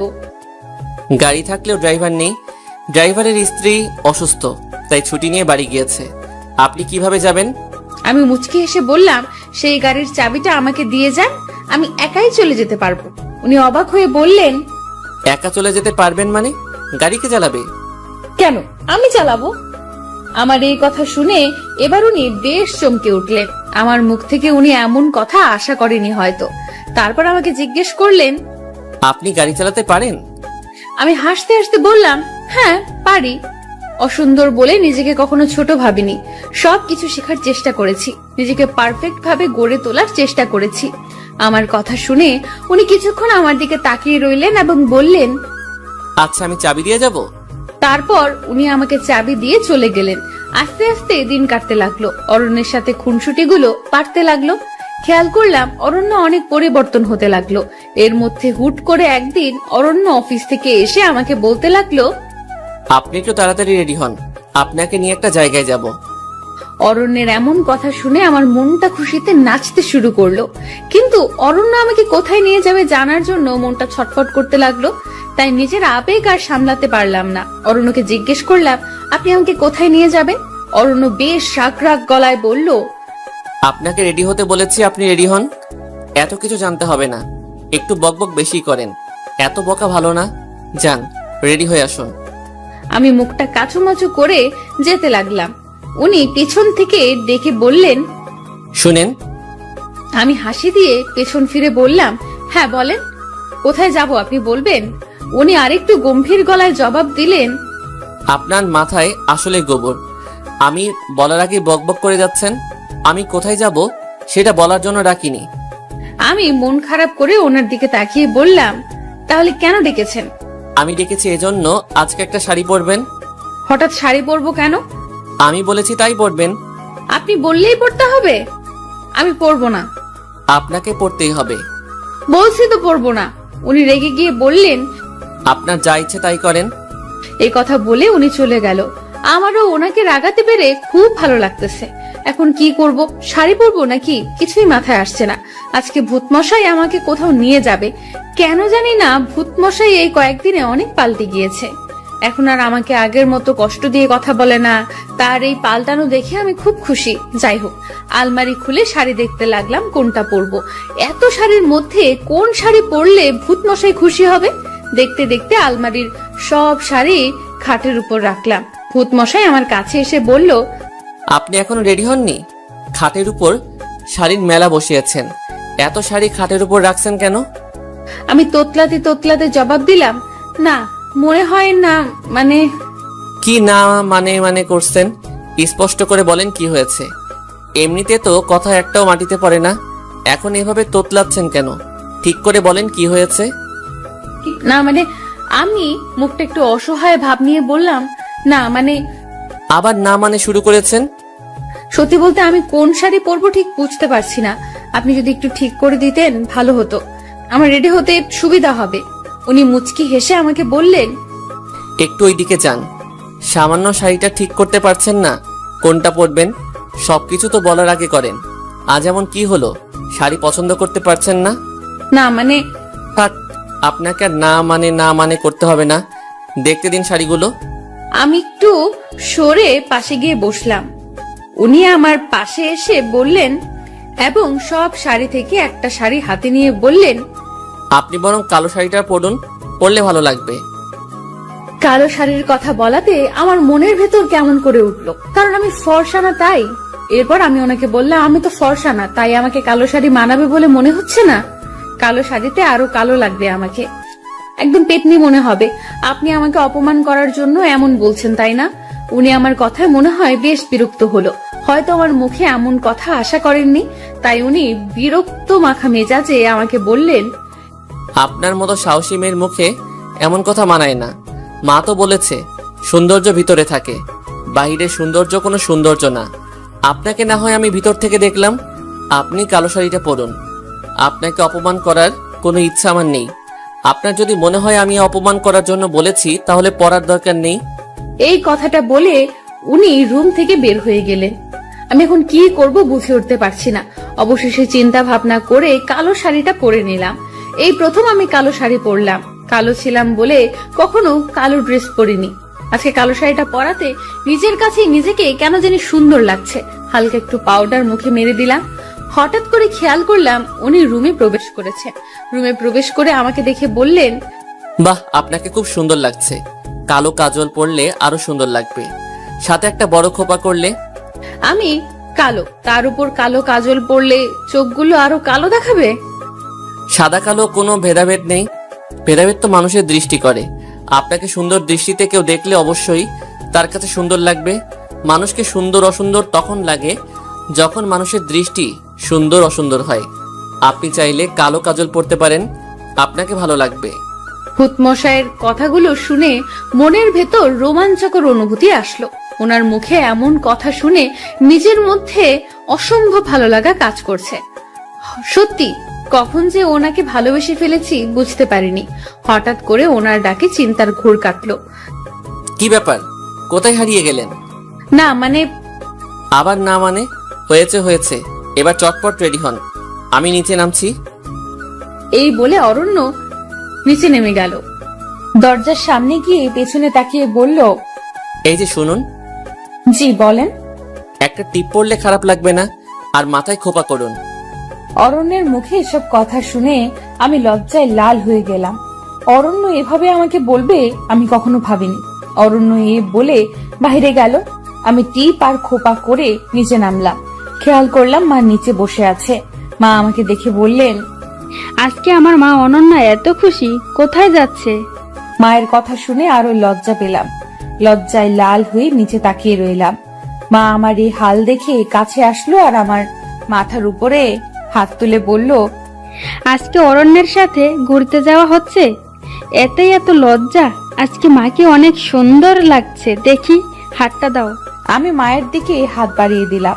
মা তার হাত থেকে বালাজোড়া খুলে আমার হাতে পরিয়ে দিয়ে বলল, বিয়ের পর হাত খালি রাখতে হয় না, হাতে সবসময় চুড়ি পরে থাকতে হয়। যাও, তোমার তো আর আনন্দের শেষ নেই, স্বামীর সাথে ঘুরে আসো। আমার মহাজন কাল পরশু আসবে, তখন আমিও ঘুরবো। তখন আমাদের প্রেম দেখে হিংসা করো না। যাও মা, দেরি হলে অরণ্য রাগ করবে। আমি হাসতে হাসতে মাকে বললাম, কি যে বলো না মা, আমি তো তোমার বন্ধুর মতো। আমি রেডি হয়ে বের হলাম। খেয়াল করলাম উনি গাড়ির সামনে দাঁড়িয়ে আছে। আমাকে দেখে আমার দিকে এক নজরে হা করে তাকিয়ে আছে। আমি লজ্জায় আরো কাতর হয়ে গেলাম। লজ্জায় কাতর হয়ে ওনাকে বললাম, কি ব্যাপার, কি দেখছেন? তেমন কিছু না। তাহলে এভাবে তাকিয়ে আছেন কেন? এমনি তাকিয়ে আছি, সব কি তোমাকে বলতে হবে? এত বাচাল মেয়ে এত বকতে পারে? লক্ষ্য করলাম অরণ্য আমাকে তুমি করে বলছে। আমার যে কি খুশি লাগছে বলে আপনাদেরকে বোঝাতে পারবো না। মনটা খুশিতে নাচতে লাগলো। হুট করে উনি ডাক দিল আর বলল, অনন্যা, এভাবে মূর্তির মতো দাঁড়িয়ে আছো কেন? না মানে আজকে তোমার মুখ থেকে না মানে গেল না। এই যে আপনি আমাকে তুমি করে বললেন তো, তাই আর কি। তুমি আমার বয়সে ছোট, তোমাকে কেন আপনি ডাকবো? তোমাকে তো তুমি করেই ডাকবো। শুনো, জি বলুন। আজকে তুমি গাড়ি চালাবে, আমি তোমার পাশে বসবো। আমি খুশিতে লাফ দিয়ে গাড়িতে উঠতে লাগলাম আর বললাম, আচ্ছা আচ্ছা। আমি উঠতে যাব, ঠিক তখনই একটা হোঁচট খেলাম। উনি আমাকে জাপটে ধরে বলতে শুরু করলো, তোমার চটপটে আর পাগলামি স্বভাব আর গেল না, আস্তে উঠো। এরপর আমি আস্তে করে গাড়িতে উঠলাম। ভূত মশাইও গাড়িতে উঠলেন। আমি গাড়িটা স্টার্ট দিয়ে বললাম, কোথায় যাবেন মশাই? উনি আমাকে রাস্তা বলে দিল। আমিও যেতে লাগলাম। যেতে যেতে একটা রেস্টুরেন্টের সামনে চলে আসলাম। রেস্টুরেন্টে দুজনে ঢুকলাম। এরপর অরণ্য আমায় আস্তে করে একটা জায়গায় নিয়ে গেল। জায়গাটা পুরো মোমবাতি দিয়ে সাজানো পরিপাটি। দেখেই কেমন জানি আনন্দ লাগছে। একটা কেক আনলো। এরপর আমাকে বলল, কেকটা কাটো তুমি। হঠাৎ করে কেক কাটবো কেন? কারণ আজ তোমার জন্মদিন, সেটা তো ভুলে বসে আছো। ওহো, আজকে 21শে ফেব্রুয়ারি। সত্যি তো আমার জন্মদিন। আমার জন্মদিন আপনি জানলেন কিভাবে? মা বলেছে। আমি তো খুশিতে আত্মহারা যে ভূত মশাই এমন একটা সারপ্রাইজ দিয়েছে। হঠাৎ করে ভূত মশাই একটা রিং বের করে আমাকে পরাতে নিল। ঠিক তখনই একজন মেয়ে ওয়েটার এসে ডাক দিল। আমরা ওয়েটারের দিকে তাকিয়ে চমকে গেলাম। ওয়েটারও আমাদের দিকে তাকিয়ে চমকে গেল আর মুখ লুকাতে লাগলো। কারণ এই হলো ইরা আপু। কিন্তু ইরা আপু এখানে কি করছে? ইরা আপু আমাকে আর অরণ্যকে দেখে চলে যেতে নিল। আমি ইরা আপুর হাতটা ধরে বললাম, তুই এতদিন কোথায় ছিলি? হুট করে কোথায় চলে গেলি? কিন্তু ইরা আপু কোনো জবাব দিল না। আমি একের পর এক প্রশ্ন করলাম। হঠাৎ করে ইরা আপু আমাকে একটা কষিয়ে চট দিয়ে বলে উঠলো, আমার কাছ থেকে সব ছিনিয়ে নিয়ে এখন মজা করা হচ্ছে? লজ্জা করে না তোর? আমার জীবনের এই অবস্থা করে আমার অরণ্যকে আমার কাছ থেকে কেড়ে নিয়ে নিজের করেছিস, আর এখন নাটক করছিস। আমি কোথায় ছিলাম? তোকে নাটকের সেরা পুরস্কার দেওয়া দরকার। অনেক নাটক শিখে গিয়েছিস। নাটক করে আমার জীবনের 12টা বাজিয়ে অরণ্যের গলায় ঝুলে পড়েছিস। তুই ভালো করেই জানতিস তোর যা চেহারা, তোকে অরণ্যের মতো কেউ বিয়ে করবে না, তাই এত বড় নাটক করেছিস। লজ্জা লাগে না এখন আমাকে এসব জিজ্ঞাসা করতে? আমাকে খুব হিংসা করতি তাই না? হিংসায় কাতর হয়ে এমন করেছিস। নিজের বোনের সাথে এমন করতে লজ্জা লাগে না? আমি ইরা আপুর কথা কিছুতেই বুঝতে পারলাম না। ইরা আপু কি বলে মাথায় কিচ্ছু ঢুকছে না। ইরা আপুর এসব দোষারোপ আমাকে করছে কেন? আমি তো এমন কিচ্ছু করিনি। আমি ইরা আপুকে বললাম, আপু কি হয়েছে, এমন বলছিস কেন? আমি তো কিছুই বুঝতে পারছি না। আমি তোর কথায় মানে বুঝতে পারছি না। আমাকে কেন এসব বলছিস? আমি কেন নাটক করতে যাব? কেন তোর ক্ষতি করতে যাব? আপু আমাকে মুখটা বেঁকিয়ে রাগান্বিত হয়ে বলল, এখন তো অরণ্যের সামনে ন্যাকা সাজবি? একদম কিছু বুঝিস না। আর বুঝবি কিভাবে? তুই তো কিছুই করিস নাই, তাই না? আপু আমি তোর কথার মানে বুঝতে পারছি না। সত্যি আমি কিচ্ছু করিনি। তুই কেন এমন করছিস? আমি সত্যি কথাগুলো মানে বুঝতে পারছি না। পাশ থেকে অরণ্য বলে উঠলো, ইরা, তুমি আমাকে বলো কি হয়েছে? আর অনন্যাকে এমন কথা বলছো কেন? অনন্যা কি করেছে আমাকে একটু খুলে বলো। ইরা অরণ্যের দিকে অসহায়ের মতো তাকিয়ে গম্ভীর গলায় বলল, অরণ্যাকে জিজ্ঞাসা করুন, সে না হয় আপনাকে উত্তর দিয়ে দিবে। আমার থেকে ভালো সে বলতে পারবে, কারণ নাটকের ডিরেক্টর তো অরণ্যাই ছিল, আর আমি তো ছিলাম ভুক্তভোগী। অরণ্য আমার দিকে তাকালো। অরণ্যের মুখে এবার আমার প্রতি সন্দেহের ছাপ লক্ষ্য করা যাচ্ছে। বোঝা যাচ্ছে যে সে আমাকে অনেক সন্দেহ করতেছে। সন্দেহ মাখা মুখ নিয়ে বললেন, অনন্যা কি করেছো তুমি? ইরা এসব কি বলছে? সত্যিটা বলো, কি হয়েছে? আমার কাছে সব খুলে বলো, নাটক করবে না একদম। আপনি বিশ্বাস করেন আমি কিচ্ছু করিনি। ইরা আপু কেন এমন বলতেছে সেটাও বুঝতেছি না। এমন কেন বলতেছিস তুই? খেয়াল করলাম ইরা আপু খুব কান্না করতেছে। কেন এভাবে কান্না করছে সেটাও বুঝতেছি না। অরণ্য ইরা আপুকে সান্ত্বনা দিয়ে বলল, ইরা তুমি বলো কি হয়েছে? ইরা আপু কাঁদতে কাঁদতে অরণ্যকে বলল, কি আর বলবো বলুন, আমার তো সবকিছু শেষ হয়ে গিয়েছে এই কাল নাগিনীর জন্য। এখন আর বললেও সব ঠিক হবে না। আমি চাই না আপনাদের মধ্যে কোনো ঝামেলা হোক। আপনারা প্লিজ চলে যান। ইরা তোমাকে বলতে বলেছি, বলো অনন্যা কি করেছে? খেয়াল করলাম ইরা আপু কাঁদতে কাঁদতে অরণ্যকে বলল, আপনারও কি বিশ্বাস হয় আমি বিয়ের দিন বয়ফ্রেন্ডকে নিয়ে পালিয়েছি? অরণ্য শান্ত স্বরে জবাব দিল, সে তো আমি বিশ্বাস করিনি, কারণ তুমি তো বিয়ের আগে আমার সাথে ফোনে অনেক কথা বলতে। কিন্তু হঠাৎ কি এমন হলো? কোথায় গিয়েছিলে তুমি? খেয়াল করলাম ইরা আপু এবার বেশ কাঁদছে। কাঁদতে কাঁদতে ইরা আপু যা বলল সেটা শুনে আমার হার্টবিট বেড়ে গেল। মনে হয় এখানে দম বন্ধ হয়ে যাবে। আপু এসব কেন বলছে কিছুই বুঝতে পারলাম না। আমার বুকটা ছিঁড়ে যাচ্ছে কথাগুলো শুনে। কারণ আপু বলল, আমি কোথায় গিয়েছিলাম সেটা কি আপনি জানতে চান? হ্যাঁ, জানতে চাই। তখন ইরা আপু বলল, সেদিন আমি ঘরে বসে সাজতে লাগলাম। হঠাৎ করে অনন্যার মোবাইল থেকে মেসেজ আসলো, আপু একটু লুকিয়ে বাহিরে আয়, অরণ্য ভাইয়া আসছে তোমার সাথে দেখা করতে, তোমাকে সারপ্রাইজ দিতে। আমিও সরল মনে বের হলাম। আমার ভুল ছিল, আমি আপনাকে কল দেইনি। বের হয়ে দেখলাম বাইরে কেউ নেই, আশেপাশে ফাঁকা। অনন্যাকে কল দিলাম, সেও ফোন তুলছে না। হুট করে অনন্যার মোবাইল থেকে মেসেজ আসলো, একটু বাগানের দিকে আয়। অরণ্য এখানে দাঁড়িয়ে আছে। আমিও বাগানের দিকে গিয়েছিলাম, কিন্তু কাউকে কোথাও দেখলাম না। আমি সামনের দিকে একটু এগুলাম, তারপর এই বলে ইরা আপু আবার কাঁদতে লাগলো। অরণ্য তখন ইরা আপুর হাতটা ধরে বললেন, বলো তারপর কি হলো? কান্না থামাও। ইরা আপু কান্না থামিয়ে বলল, তারপর লক্ষ্য করলাম কয়েকটা লোক আমাকে ঝাপটে ধরলো, আমার মুখ চেপে ধরলো। আমি চোখেও কিছু দেখতে পেলাম না। কখন যে জ্ঞান হারিয়ে ফেললাম টের পেলাম না। জ্ঞান ফেরার পর লক্ষ্য করলাম আমি রনকদের বাসায়। অরণ্য বেশ অবাক হয়ে জিজ্ঞাসা করলেন, রনকটা কে? ইরা আপু বলল, রনক হলো অরণ্যার বেস্ট ফ্রেন্ড। যদিও রনক অনন্যার 2 বছরের বড়, তবুও তাদের ভালো ফ্রেন্ডশিপ ছিল। রনক আমাকে অনেক পছন্দ করত।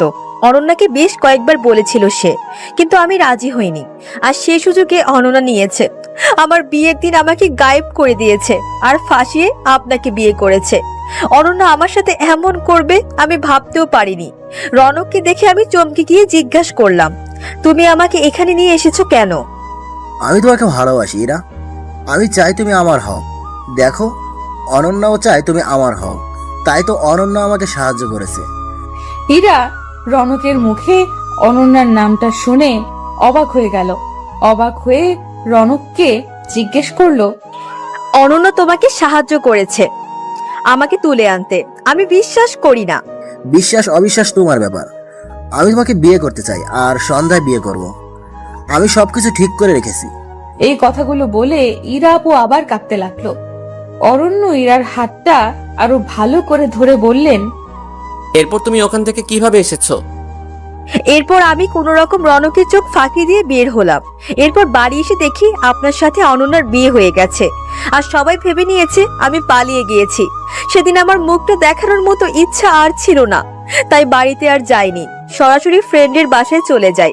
সেখান থেকে একটা কাজ জোগাড় করি, আর এখানে একটা বাসা ভাড়া করে থাকা শুরু করলাম। তুমি একবার আমাকে বলতে পারতে ইরা। কি বলবো আপনাকে? কোন মুখে বলতাম আপনাকে? ততক্ষণে সব শেষ হয়ে গিয়েছিল। অরণ্যার সাথে আপনার বিয়ে হয়ে গিয়েছিল। আমার তো এখানে বলার কিছুই ছিল না। অনন্যা আমার সাথে যা করেছে আমি তো তা করতে পারি না, কারণ অনন্যা আমাকে বোন না ভাবলেও আমি তাকে বোন ভাবি। আমি ইরা আপুর কথা শুনে চিৎকার করে কাঁদতে লাগলাম। আমি কিছুই করিনি। অরণ্য আমার গালে কষি একটা চট দিয়ে বলে উঠল, তুমি এতটা নীচ আমি ভাবতে পারিনি। সামান্য টাকার জন্য নিজের বোনের সাথে এমন করতে পারলে? লজ্জা করলো না তোমার এমন করতে? আর এখন সবকিছু অস্বীকার করছো? আমি অরণ্যকে হাত জোর করে বললাম, সত্যি আমি কিচ্ছু করিনি, বিশ্বাস করেন আমাকে। ইরা আপু, তুই কেন আমার নামে এমন মিথ্যা কথা বলছিস? কেন অরণ্যের চোখে আমাকে খারাপ বানাচ্ছিস? দেখতে অসুন্দর হতে পারি, কিন্তু আমার মনে উচ্চ আশা ছিল না, টাকা পয়সার মোহ আমার ছিল না। তাহলে কেন এমন বলতেছিস? কি ক্ষতি করেছি আমি তোর? তুই তো আমাকে চিনিস আমি কেমন, তাহলে কেন এমন বলতেছিস? জবাবে ইরা আপু বলল, কি ক্ষতি করেছিস জিজ্ঞাসা করতে লজ্জা করে না তোর? আর কি ক্ষতি করার বাকি রাখছিস তুই? যা, তুই আর অরণ্য সংসার কর, আর এখানে আসিস না। ওপাশ থেকে অরণ্য বলে উঠল, আমার সাথে অনন্যা যাবে না, তুমি যাবে? ইরা আপু অবাক হয়ে উত্তর দিল, আমি কোথায় যাব? আমার সাথে আমার মায়ের কাছে যাবে, আর মায়ের কাছে সব বলবে। আর যে কষ্ট অনন্যা তোমাকে দিয়েছে সেটা আমি অনন্যাকে ফিরিয়ে দিব। তুমি আমার সাথে চলো। না, আমি চাই না আপনাদের মাঝে কোনো ঝামেলা হোক। ঝামেলা তো তুমি করনি, ঝামেলা করেছে অনন্যা। সেটা শাস্তি তুমি কেন পাবে? আমি অরণ্যকে অনেকবার বোঝানোর চেষ্টা করলাম, কিন্তু বোঝাতে পারলাম না। অরণ্য ইরা আপুর কথা বিশ্বাস করেছিল, আমার কথার কোনো মূল্যই দিল না। আর ইরা আপু কেন আমার নামে মিথ্যা কথা বললো সেটাই বুঝতে পারছি না। অরণ্যকে বোঝানোর হাজার চেষ্টা করেও ব্যর্থ হয়েছি। অরণ্য ইরা আপুর হাত ধরে বের হয়ে গেল, আর আমাকে যে রিংটা পরাতে চেয়েছিল সেটা মেঝেতে পড়ে গেল। অরণ্য সেটা ফেলেই চলে গেল। আমি রিংটাকে হাতে নিয়ে কাঁদতে লাগলাম। কেন আমার সাথে এমন হলো? কি ক্ষতি করেছি আমি? কেন আমাকে এভাবে কষ্ট দেওয়া হলো? আমি তো কারো ক্ষতি চাইনি। কাঁদতে কাঁদতে এক দৌড়ে রেস্টুরেন্ট থেকে বের হতে লাগলাম। খেয়াল করলাম অরণ্য আর ইরা আপু গাড়ি নিয়ে চলে গিয়েছে। আমার বুকে বেশ কষ্ট হতে লাগলো। একে তো অরণ্য আমাকে ফেলে রেখে গিয়েছে, তার উপর অরণ্য জানতো আমি এখানে কিছুই চিনি না। কিভাবে পারলো আমাকে আমার ভূত মশাই ফেলে রেখে যেতে? আমি তো কিছুই করিনি। তাহলে আমার ভূত মশাই কেন আমাকে বিশ্বাস করলো না? কেন আমায় এত কষ্ট দিল? আমি তো ইরাপুর কোনো ক্ষতি করিনি, তাহলে ইরাপু কেন এমন বললো? কেন আমার অরণ্যকে আমার কাছ থেকে কেড়ে নিতে চাইলো? কেন এত কষ্ট দিল আমায়? আল্লাহ, আমি তো কোনো প্রশ্নের উত্তর পাচ্ছি না। আমি কি করব তুমি বলে দাও। এই মুহূর্তে আমার হাতে একটা টাকাও ছিল না। এখন আমি বাসায় যাব কিভাবে? তবু একটা সিএনজি ভাড়া করলাম, ভাড়া করে বাসায় চলে গেলাম। বাসায় দারোয়ানের কাছ থেকে টাকা নিয়ে ভাড়া দিলাম। ঘরের ভেতর ঢুকতেই দেখলাম রনক ভাইয়া দাঁড়িয়ে আছে। রনক ভাইয়াকে দেখে আমার মাথায় আগুন ধরে গেল, কারণ রনক ভাইয়ার কারণে ইরা আপু আমাকে ভুল বুঝলো। নিজেকে আর সামলাতে পারলাম না। রনক ভাইকে গিয়ে বললাম, আপনার কি দরকার ছিল এত বড় নাটক করার? ইরা আপুকে কেন ভুল বুঝিয়েছেন? আমি কি ক্ষতি করেছি আপনার? রনক ভাইয়া কোনো কথা বলছে না। আমার রাগ যেন আরো বেড়ে গেল। মন চাইছে রনক ভাইকে কষিয়ে একটা চড় দেই। তাই করতেছিলাম, এমন সময় অরণ্য এসে পেছন থেকে আমার হাতটা ধরে ফেললো। আমি অরণ্যের দিকে ফিরতেই অরণ্য আমাকে জড়িয়ে ধরলো। আমি বুঝতে পারছি না কি হচ্ছে এসব। অরণ্য জড়িয়ে ধরার সাথে সাথে খেয়াল করলাম চারদিকে আলো বেড়ে গেছে। ইরা আপু, রনক ভাইয়া, আমার কিছু বান্ধবীরা বলে উঠলো, হ্যাপি বার্থডে অনন্যা। এখন আর আমার মাথায় কোনো কিছু কাজ করছে না। কি হচ্ছে? আমার মাথাটা খুব ঝিমোতে লাগলো। পরক্ষণে জ্ঞান হারালাম। জ্ঞান ফেরার পর খেয়াল করলাম অরণ্য আমার পাশে চিন্তামগ্ন হয়ে বসে আছে। আমার জ্ঞান ফেরার সাথে সাথে আমাকে বললেন, ঠিক আছো তো তুমি? কিছু হয়নি তো? হঠাৎ করে সবার এতটা পরিবর্তন দেখে কেন জানি না নিজের কাছে খুব অবাক লাগছে। খেয়াল করলাম সামনে ইরা আপু আর রনক ভাইয়া দাঁড়িয়ে আছে। আমি ওদের দেখে রেগে যেতে লাগলাম। ঠিক তখনই অরণ্য আমাকে শান্তস্বরে বলল, অনন্যা, ওদেরকে কিছু বলো না। ওরা এতক্ষণ যা করছে আমার কথাই করেছে। অরণ্যের কথা শুনে আমি যেন আকাশ থেকে পড়লাম। কি বলে এসব? মাথার উপর দিয়ে যাচ্ছে। আমি অবাক হয়ে জিজ্ঞেস করলাম, মানে? আমি তো কিছুই বুঝতে পারছি না। অরণ্য একটা মুচকি হেসে বললেন, কিছু বুঝতে হবে না। আগে তোমাকে একটা সংবাদ দেই। ইরা কোথায় গিয়েছিল সেটা তো সবার অজানা ছিল। ইরা রনকের সাথে পালিয়ে গিয়ে বিয়ে করেছিল। আমি কথাটা শুনে বেশ অবাক হয়ে বললাম, বেশ, তাহলে একটু আগে ঘটে যাওয়া ঘটনাটা কি আমার স্বপ্ন ছিল? ওরা বিয়ে করলে একটু আগে এমন করলো কেন? এরা আপু পাশ থেকে বলে উঠলো, তুই একটু শান্ত হ, আমি সব বলছি। আমি নিজেকে শান্ত করে বললাম, এবার বলো। রনকের সাথে আমার 3 বছরের সম্পর্ক। রনক তোকে কিছু বলেনি, কারণ আমরা ভাবছিলাম তোকে সারপ্রাইজ দিব, কিন্তু হঠাৎ করে আমার বিয়ে ঠিক করায় সব ঝামেলা পাকালো। কি করব কিছুই বুঝতে পারছিলাম না। শেষমেশ বিয়ের দিন সকালে মনে হলো নিজের ভালোবাসাকে এইভাবে কোরবানি করা ঠিক হবে না। তাই রনককে ফোন দিয়ে বললাম, রনক তুমি কি চাও, আমরা এক হই। ইরা, তুমি এখনো এই কথা জিজ্ঞেস করছো? তুমি যা করতে বলবে আমি তাই করব। তুমি শুধু আমাকে ছেড়ে যেও না প্লিজ। তাহলে বাগানের কাছে চলে আসো। রনক আমার কথা শুনে বাগানের কাছে আসলো, আর আমি সুযোগ বুঝে রনকের সাথে পালিয়ে যাই। তাহলে একটু আগে যে কাহিনীটা বলেছিল সেটার কি হলো? আমার প্রশ্নের জবাবে সবাই একটু হেসে নিল। সবার হাসি দেখে এবার সত্যি আমার গা জ্বলে যেতে লাগলো। রেগে গিয়ে বললাম, কি হলো বলবি তো? অরণ্য মুচকি হেসে বললেন, 4টা মাস খুব জ্বালাইছো আমাকে, তাই এর শাস্তি ভালোবাসি শব্দটা বলার আগেই দিতে হতো। আর একটু সারপ্রাইজ দেওয়ার বাকি ছিল। হুট করেই ইরার সাথে দেখা, তখন ইরাকে নিয়ে প্ল্যানটা করি। এই রকম প্ল্যানটা কে করলো শুনি? অরণ্য হাসি হাসি মুখ নিয়ে বলল, আমি করেছি। এরকম একটা প্ল্যান করেছে বলে অরণ্যের প্রতি আমার খুব অভিমান জমে গেল। অভিমানে গাল ফুলিয়ে বসে রইলাম। ইরা আপু বলল, আচ্ছা অনন্যা থাক, তুই আমি আর রনক বাইরে গেলাম। তোদের মান অভিমানের পালা শেষ কর। আর চটটা দেওয়ার জন্য সরি, জোরে লাগেনি তো? নাটক করতে গিয়ে ক্যারেক্টারের মধ্যে ঢুকে গিয়েছিলাম। ইরা আপুর কথাটা শুনে অভিমান আরো বেড়ে গেল। তাই অভিমানী গলায় বললাম, হয়েছে, জুতো মেরে গরুদান করতে হবে না। ইরা আপু হাসি দিয়ে রনক ভাইয়ের কাছে চলে গেল, আর আমি গাল ফুলিয়ে বসে রইলাম।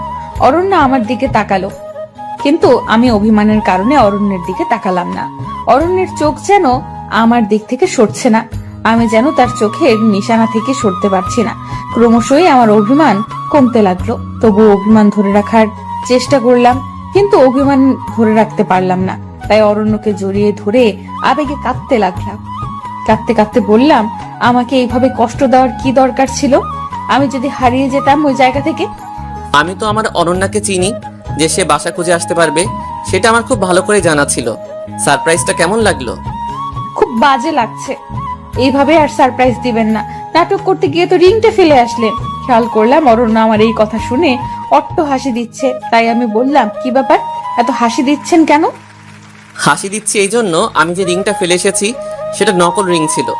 আসল রিংটা আমার কাছে। নাটকটা বাস্তবমুখী করার এক অভিন্ন প্রচেষ্টা আর কি। এত বড় ছলনা! চান, আপনার সাথে আর কথা বলবো না। অরণ্য এবার আমাকে জড়িয়ে ধরলো। মনে হচ্ছে তার নিঃশ্বাসের শব্দ আমি শুনতে পাচ্ছি, তার হার্টবিটের আওয়াজ আমি শুনতে পাচ্ছি। এবার কানের কাছে মুখটা হালকা করে নিয়ে বললেন, আই লাভ ইউ আমার পেতনি। এবার যেন তাহার প্রতি থাকা সকল অভিমান দুমড়ে মুচড়ে শেষ হয়ে গেল। অভিমানটা টিকিয়ে রাখার বৃথা চেষ্টা করলাম, কিন্তু পারলাম না। আমি ফিসফিস করে বললাম, আই লাভ ইউ টু ভূতমশাই। আমার মতো কালো মেয়েকে ভালোবাসলেন কিভাবে? মানুষের দৃষ্টি সুন্দর অসুন্দরের বৈষম্য করে। আমার দৃষ্টিতে তুমি সবচেয়ে বেশি সুন্দরী। অরণ্যের মুখে এই কথাটা শুনে আমি যেন কোথাও নিমেষেই হারিয়ে গেলাম। কিছু বলতে চাইলেও আর পারছি না, কারণ গলাটা থরথর করে কাঁপতে লাগলো। অরণ্য এবার আমার চোখটা হাত দিয়ে চেপে ধরলো আর বলল, আমার সাথে একটু চলো।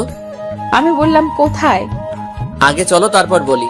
এত নাচরবান্দা মেয়েরে বাবা, এত বকবক করতে পারে? হয়েছে, আর বকবক করবো না, এবার নিয়ে যান। চোখটা চেপে ধরে আস্তে আস্তে আমাকে কোথায় নিয়ে যাচ্ছেন কিছুই বুঝতে পারছি না। হুট করে চোখ খুললাম, খেয়াল করলাম আমি ছাদে। চারদিকে মোমবাতি দিয়ে সাজানো।